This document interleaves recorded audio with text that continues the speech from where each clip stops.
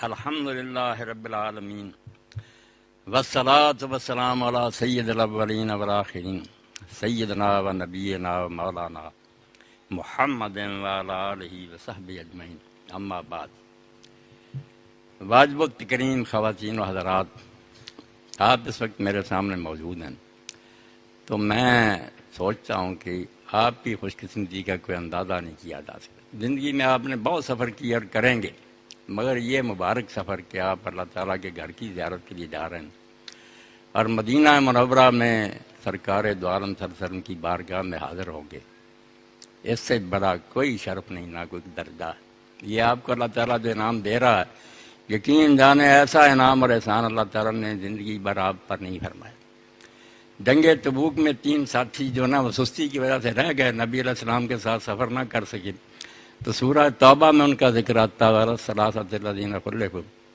انہوں نے سچ بول دیا کہ حضور ہمارے پاس کوئی عذر نہیں، ہم جھوٹے ہیں، بلا وجہ نہیں جا سکے۔ آپ نے بائی کاٹ کروا دیے، 50 دن بائی کاٹ، بیویاں بھی کھانا پکا کر آگے رکھ دیتی، بولتی نہیں تھی۔ ان کے لیے قرآن پاک کہتا زمین تنگ ہو گئی، تو جب قرآن میں توبہ اتری تو حضرت کعب بن مالک رضی اللہ عنہ آئے، جو پہلے سلام کہتے تھے اور دیکھتے رہتے تھے کہ حضور جواب نہیں دیتے، اور وہ 50 دن ان کے لیے نا قیامت کے گزرے۔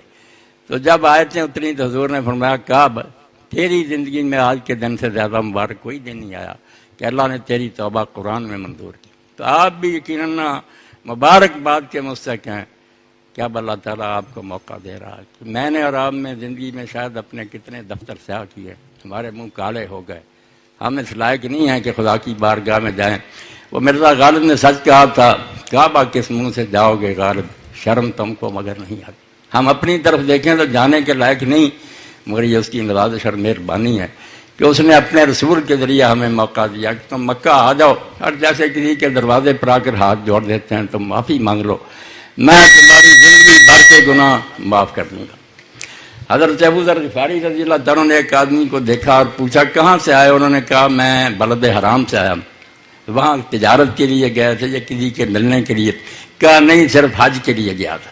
تو آپ نے فرمایا استانف العمل، آپ آئندہ کے لیے نئے سرے سے کام کرو، پچھلا حساب تمہارا جو تھا نا وہ بے باک ہو گیا، اللہ نے معاف کر دیا۔ اور اس سے بڑا انعام کوئی نہیں کہ ہم ساری عمر کے گناہ بخشوا ہیں، اس سے بڑی اللہ کی کرم نوازی کیا ہے؟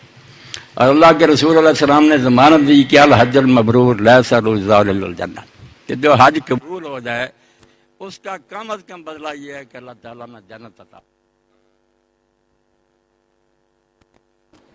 تو میں اور آپ اس پر جتنا جی چاہے اللہ کا شکر ادا کریں وہ بکام ہی ہے، یہ اللہ کا بہت بڑا فضل اور انعام ہے ہم پر۔ مگر اس سلسلے میں 2-3 باتیں میں آپ کی خدمت میں عرض کروں گا کہ حج کے لیے چلے جانا تو یہ موقع لوگوں کو مل جاتا ہے، مگر حج اس طریقہ سے جس طرح اللہ کے رسول علیہ السلام نے کیا، یقین جانے بڑے بڑے اہل علم کو نصیب نہیں ہوتا، یہ عالم بھی محروم رہتے ہیں۔ میں نے بڑے بڑے اماموں کی کتابیں پڑھی جنہوں نے حج کیا، مگر بعد میں آ کر جب سنت رسول کا مطالعہ کیا کہ حضور نے کیسے کیا تو پتہ چلا کہ یار یہ فقیوں اور اماموں کی اپنی باتیں تھیں، یہ تو رسول اللہ کا حج نہیں تھا۔ دوبارہ کتابیں لکھی حج پر اور پھر گئے اور نئے سرے حج کر کے آئے۔ اللہ نے قرآن پاک میں جو کہا نا فمن کان یرجو لقاء ربہ فلیعمل عملا صالحا، کہ جو آدمی یہ یقین رکھتا ہے کہ اس نے ایک دن اللہ کے سامنے پیش ہونا ہے وہ صالح عمل کرے۔ تو حضرت فضیل ابن عیاض سے لوگوں نے پوچھا صالح عمل کی تعریف کیا، کس طرح پتہ چلے کہ یہ کام ٹھیک ہے؟ فرمایا 2 باتیں جب تک نہ ہوگی وہ عمل نیک نہیں ہوگا۔ اخلصہ واسبہ، ایک تو خالص اللہ کے لیے ہونا چاہیے، کوئی اور نیت نہیں، کسی کی اولاد نہیں ہو رہی وہ جاتے ہیں کہ وہاں دعا مانگیں گے بیٹا دے، یہ بات کی بات نہیں، آپ بے شک کریں، مگر جانا ہی ان باتوں کے لیے یہ کوئی بات نہیں۔ اصل مقصود جو ہے وہ اللہ کی رضا ہے کہ ہم جائیں اور اپنی سابقہ زندگی کے گناہ خدا سے معاف کریں۔ پہلے یہ خالص نیت ہو، اس کے ضمن میں آپ 2 چیزیں اور مانگ لیں۔ اور دوسری بات فرمایا وہ اسلم، کہ طریقہ جو ہے نا حج کا وہ اللہ کے رسول کے طریقہ کے مطابق ہونا چاہیے۔ اگر نیت میں خلل ہے، خالص نہیں، وہ بھی عمل مردود ہے، اور اگر حضور کا طریقہ نہیں وہ بھی غلط ہے۔ آپ دیکھیں گے کتنے لوگ ہیں جو آپ کو بھی کتابیں ملی ہوئی ہیں، میں نے عمر گزار دیا، یقین جانے عالم اسلام میں ایک شخصیت ہوئی ہے جس نے عمر گزار کرنا حج صاف کیا کہ اللہ کے رسول کا حج کیا تھا، ایک ایک غلطی کی نشاندہی کی۔ وہ کتاب جو اردو میں ترجمہ ہو گیا زاد المعاد فی حدی خیر العباد، جو ساری کائنات سے افضل سے اللہ کے رسول، ان کا طریقہ کیا تھا۔ ہر معاملے میں، نماز روزہ سب پر ہے۔ اور حج پر جو چیپٹر لکھے وہ تو بہت لمبے چوڑے ہیں کہ حج میں لوگوں نے کیا گڑبڑ کر دی، ہر آدمی نے اپنی مرضی کی باتیں داخل کر دی ہیں، وہی کتابیں آپ لوگوں کو یہ دے دیتے ہیں۔ خدا کے لیے نا آپ جا رہے ہیں، کوشش کریں کہ حج مسنون کریں، وہ حج کریں جو اللہ کے رسول علیہ السلام نے کیا۔ اگر اس کے علاوہ کوئی بات ہوگی نا تو اللہ کے رسول علیہ السلام فرماتے ہیں کل عمل لیس علی امرنا فرا، ہر وہ عمل جو میں نے حکم نہیں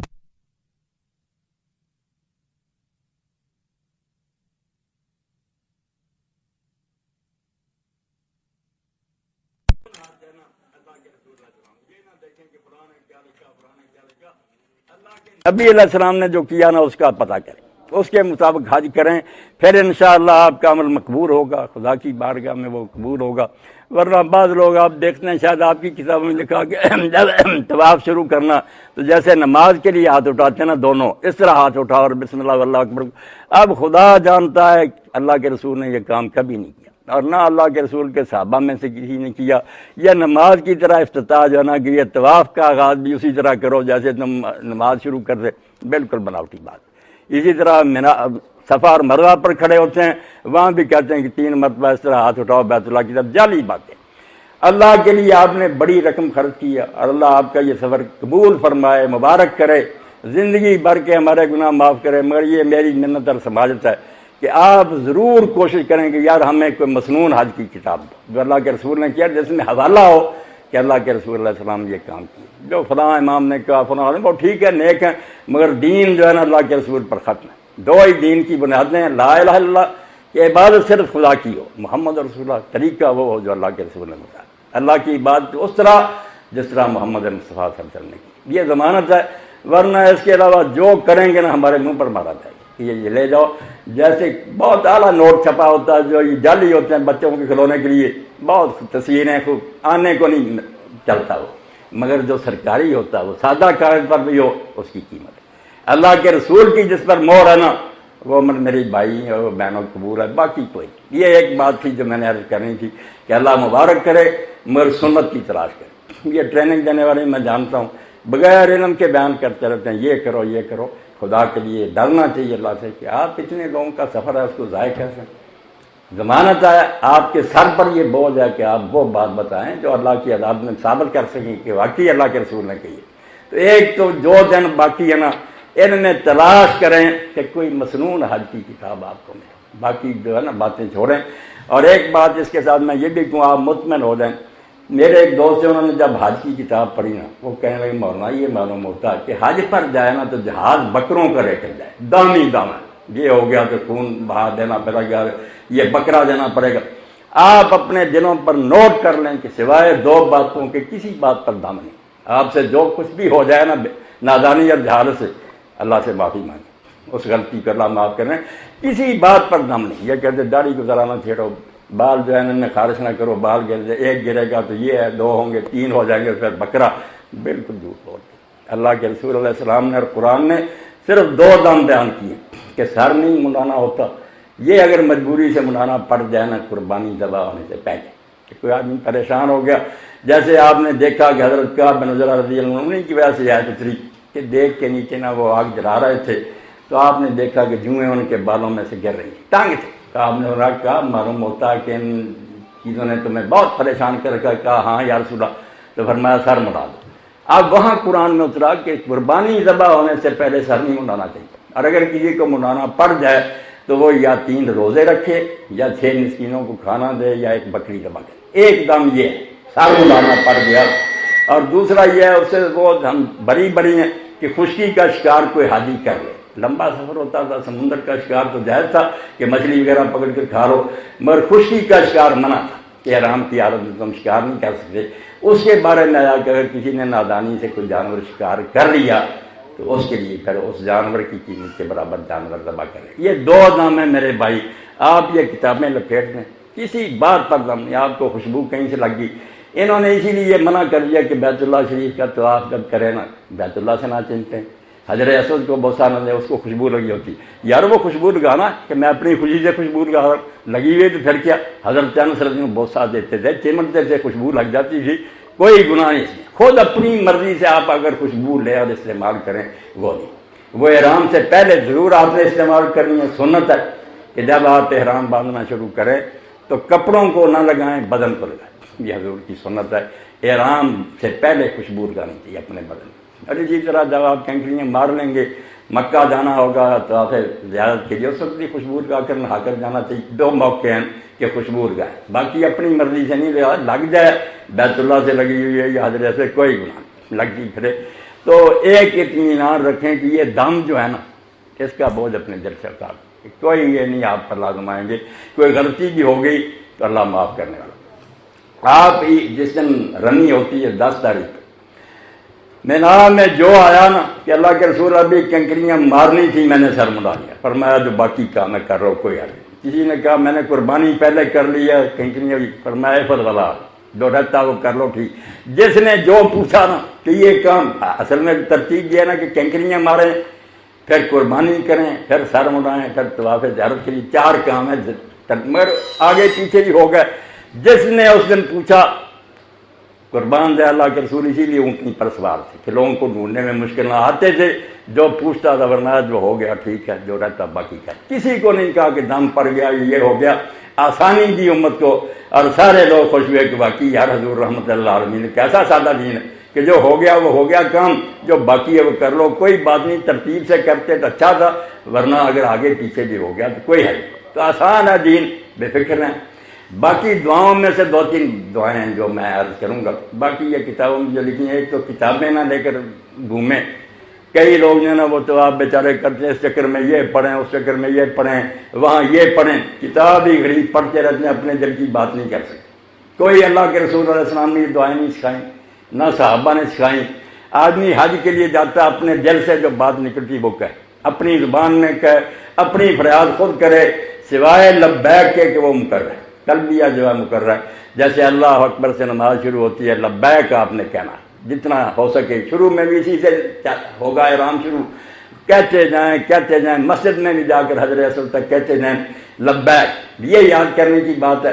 اس میں بھی میرے بھائی بہنیں پریشان ہوں، کئی بوڑھے ہیں یا ایسے سادہ نہیں، اتنا بھی کہتے جائیں نا، لبیک اللہم لبیک، بس کافی، لبیک اللہم لبیک۔ اگر پورا یاد ہو جائے لبیک اللہم، 4 ٹکڑے پڑھنے، اس طرح بعض لبیک کر پہلے پر ہی رک جاتے ہیں، لبیک نہیں، آپ لبیک اللہم لبیک یہاں سٹاپ کریں، پھر لبیک لا شریک لک لبیک، پھر ان الحمد والنعمت لک والملک، چوتھا پھر لا شریک لک۔ 4 الگ الگ جملوں میں پڑھنا، یہ ترانہ ہے حاجی کا۔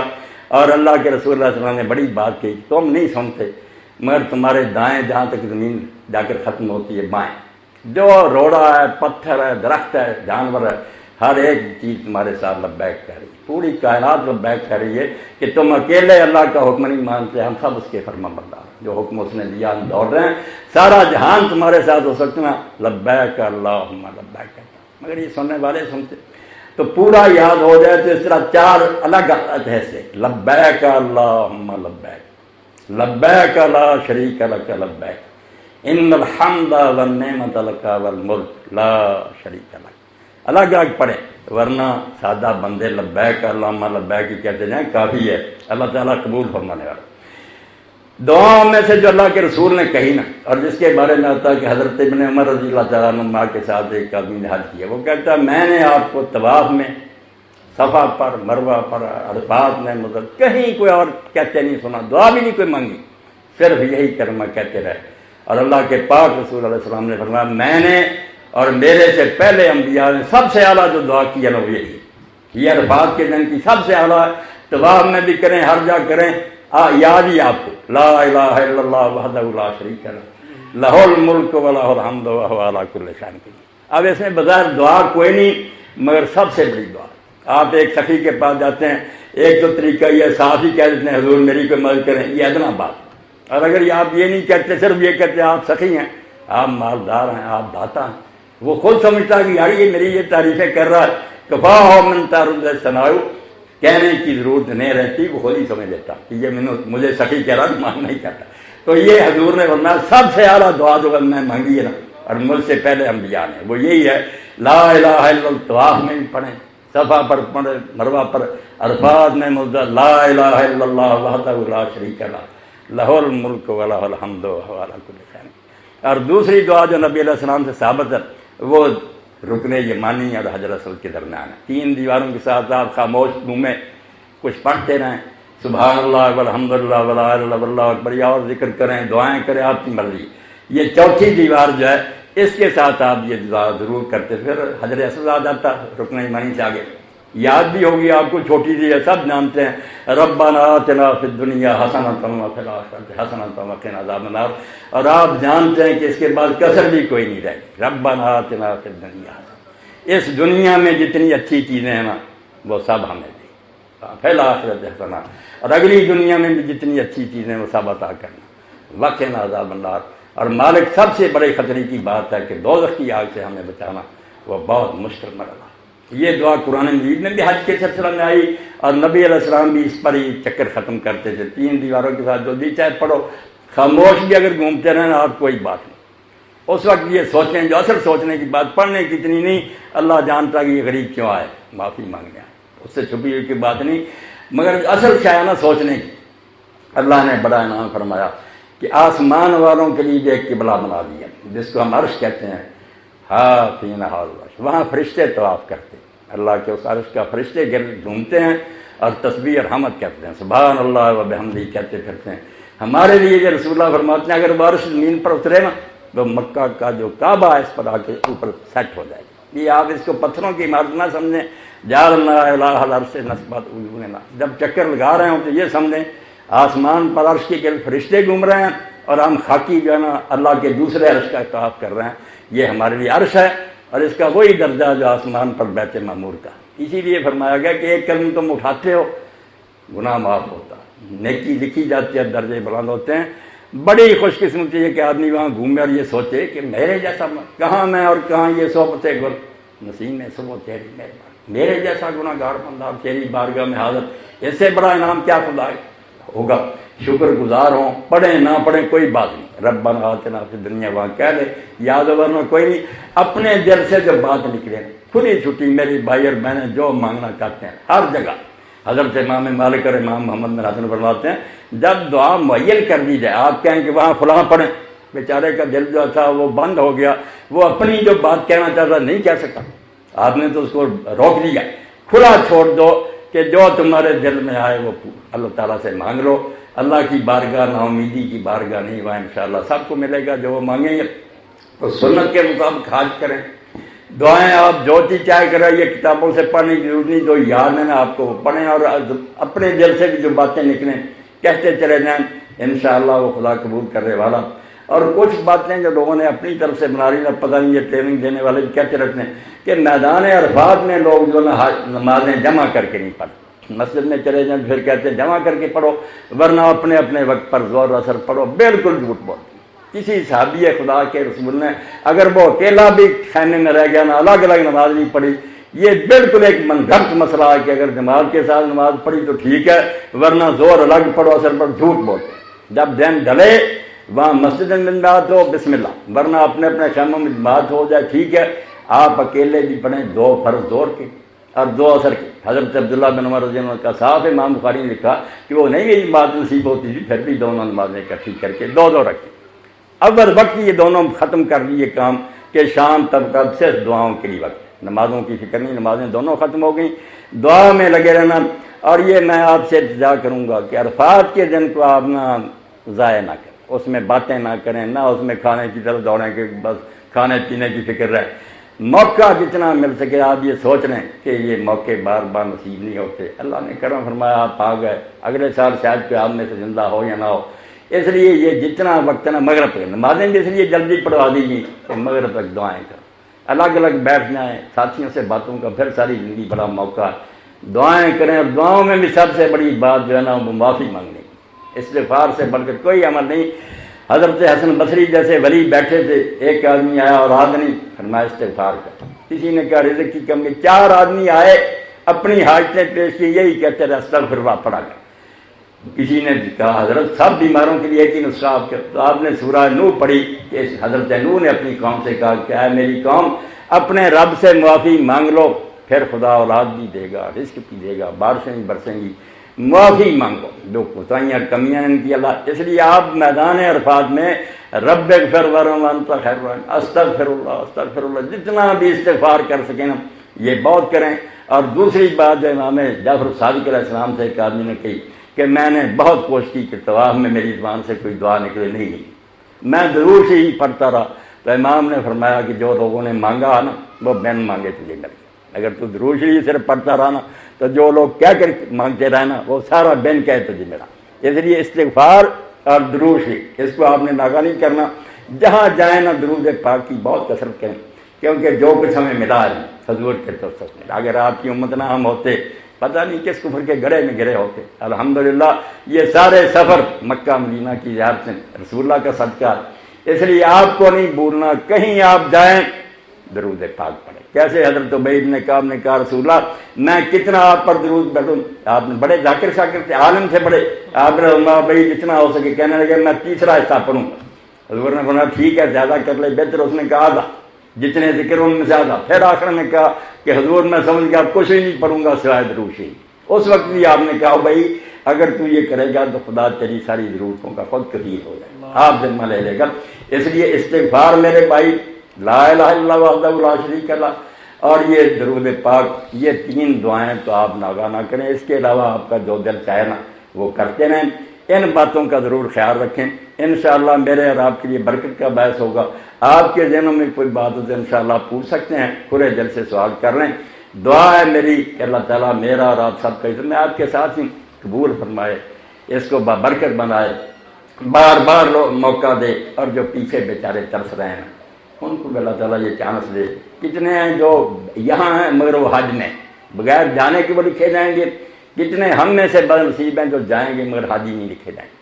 ان کی نیتوں میں کھوٹ ہوگا. صحیح طریقہ نہیں ہے. وہ جانے کے باوجود حاجی نہیں کوئی یہاں بیٹھے ہوں گے مگر وہ تڑپ رہے ہیں نیچے نیک ہیں. اللہ تعالیٰ انہیں حاجیوں کا ثواب دے گا.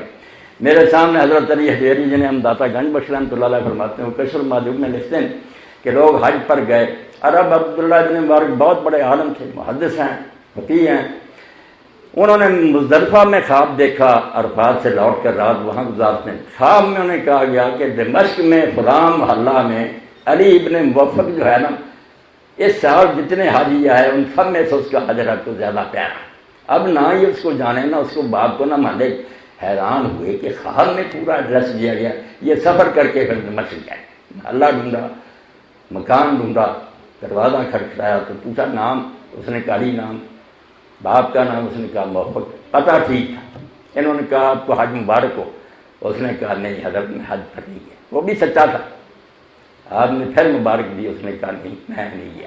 تیسری بار کہا تو اس نے کہا حضرت بات بتائیں میں سچ کیا میں حج پر نہیں ہے.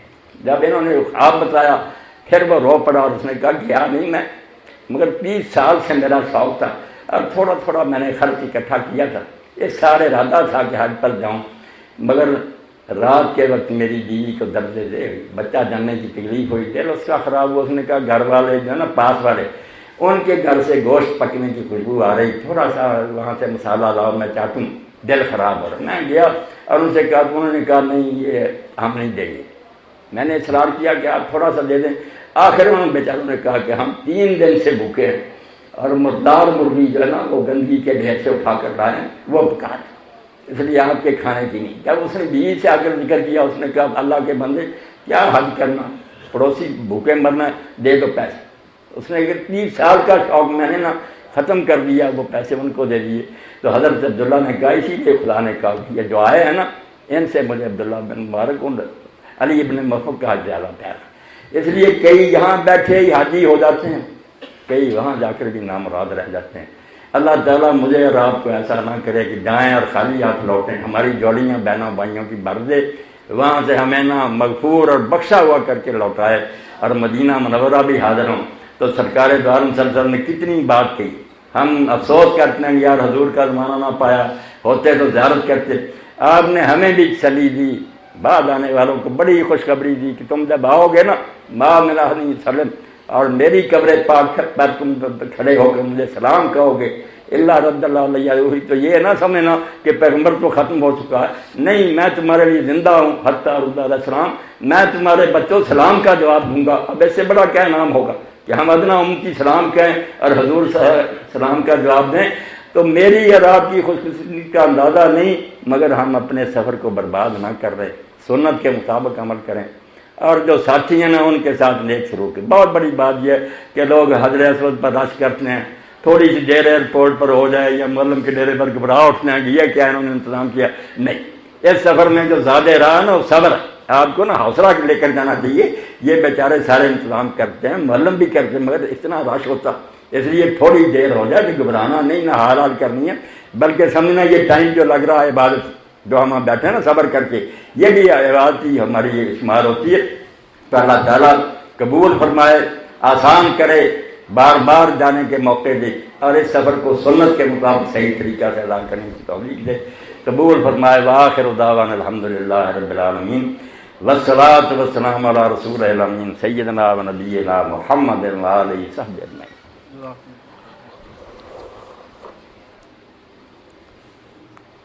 بسم اللہ۔